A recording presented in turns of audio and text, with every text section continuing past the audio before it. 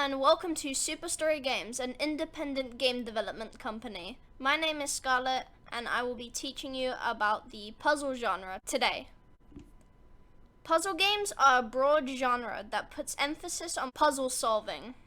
The puzzle game genre is built from the different problem-solving skills they test, such as physics-based puzzles, logic-based puzzles, matching puzzles, shape manipulation puzzles, and word-based puzzles. Players are presented with a problem which requires problem-solving skills to complete or decipher. Most puzzle games ramp up the difficulty of the game over time, and easy, in theory, puzzles like Tetris are made more difficult with having to complete them in real time, as the player has a limited amount of time to fit the block into the most beneficial spot. Puzzle games test both your logical and abstract thinking in order to surpass the challenges presented to the player. Usually, the types or difficulty of the puzzles is also dependent on what kind of puzzle game it is, as matching puzzles and word-based puzzles are likely much easier than shape manipulation and physics puzzles.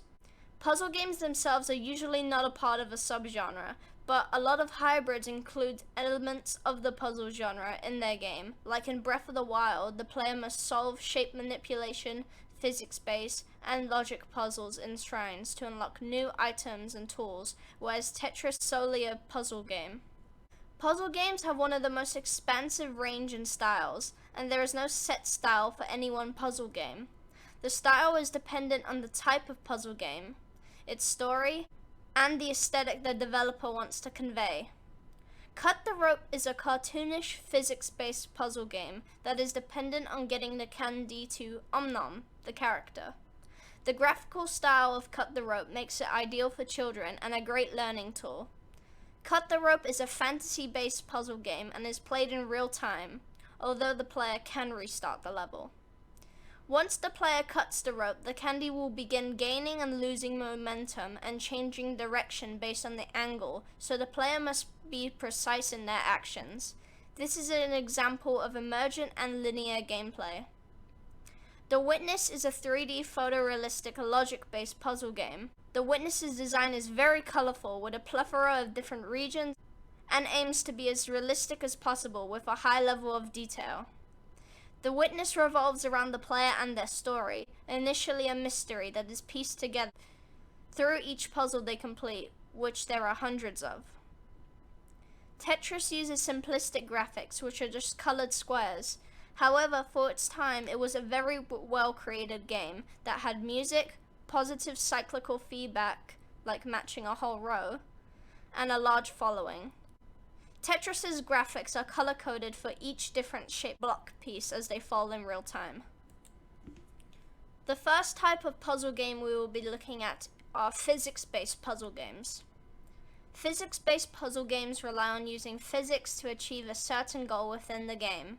The types of physics used between different games, as well as their styles, vary greatly. For example, Portal 2 has a high level of realism and revolves around creating portals to transport both the player and object to certain areas to activate buttons to complete the room/level. Portal 2 is an example of emergent gameplay as the player is constantly calculating and setting up the puzzle of the next level. Portal 2 is an example of linear gameplay as well, as it follows the story arc of Chell. Cut the Rope is a cartoonish physics-based puzzle game. It revolves around getting the candy, which is initially attached to a rope, to Om, the main character. To do this, the player must swipe to cut the rope and avoid obstacles such as spikes, while using other physics-related tools such as air balloons and bubbles to navigate the candy to Om to pass the level. Cut the Rope is an example of emergent gameplay and linear gameplay as the story progresses through each level with little picture cutscenes after certain milestones. Physics-based puzzle games must have tools and features that allow the player to interact with the environment, such as gravity, momentum, and other forces. Puzzle games are usually structured in levels or chapters, but can be a part of hybrids where this doesn't necessarily apply. Puzzle games are often found in both 2D and 3D. Whether there is a story or not is dependent on the developers, as physics-based puzzle games can be found with and without stories attached to them. Logic-based puzzle games rely on the player's deductive reasoning skills and the ability to apply real-world logic into the game to achieve the goal within the game. The logic elements of the puzzles usually refer to real-life situations, like in The Witness, for example. All of the puzzles are comparable to a maze, as the player moves from one point of the maze to the other under certain rules. The logic is derived from the deductive reasoning skills used to map out a pathway to complete the puzzle. The Witness has over 600 puzzles in the game, but close to half of them are optional to the game's storyline. The Witness is a 3D realistic puzzle game with snippets of philosophy and hints towards a bigger picture through a fractured timeline of events. In the Talos Principle, the player plays as an unnamed android and navigates an open world within its boundaries. The Talos Principle uses complex deductive reasoning skills that gradually involve a larger setup and more challenging situations, such as jamming a force field to allow a turret to pass through and then picking up the jammer to re-enable the force field and trap the turret, granting safe passage. The Talos Principle follows a story of a virtual world created by Elohim to test androids as a part of the Extended Lifespan program, made to continue humanity's legacy after a lethal virus wiped humanity out. Logic-based puzzle games must feature challenging puzzles that require problem-solving skills and logical deduction, such as exploring all the pathways in The Witness to find the right one, or using a force field jammer to jam a force field to enter a region in the Talos Principle. Logic-based puzzle games are usually accompanied by a story or a goal that can be found as a 2D text-based version or 3D versions that involve interacting with the environment. Matching puzzle games rely on the player's ability to color match and perform combos in order to complete the puzzle in time, although they are usually confined to a number of moves rather than a literal time limit. In matching puzzle games, the player manipulates tiles in order to make them disappear according to the rules of the game, such as match 3 or more of the same color. Matching puzzle games are usually color-coded. The genre also corresponds to games such as pop games, where a player shoots colored balls towards a conjunction of other colored balls, and matching more than 3 causes all other touching balls of the same color to fall. The shooter randomly gives you colored balls, and the aim is to make them all fall down. Matching puzzle games must feature an array of different puzzles with a variety of different colors, or whatever the thing is that you're matching, so that the game doesn't become repetitive for the player. They are usually turn-based and without a storyline, but there are some exceptions like Homescapes, which is based around a story. Shape manipulation puzzle games rely on the player's experimentation with the shapes within the game, and key components of the game are just guessing and trying out different solutions. Shape manipulation puzzles involve transforming the 3D plane so that the puzzle is able to be completed, like in Tandis, where the player must alter their shape to match the one presented to them by experimenting with mathematical equations to manipulate the shape. Tandis is a 3D realistic mathematical puzzle game with an expression of philosophical values. Tandis is not accompanied by a story like most shape manipulation puzzle games. In rolling shapes, the player must manipulate the shape it is given in a 3-dimensional plane in order to roll/move it to the goal of the level. Rolling shapes rapidly presents the player with new challenges while eliminating old mechanics.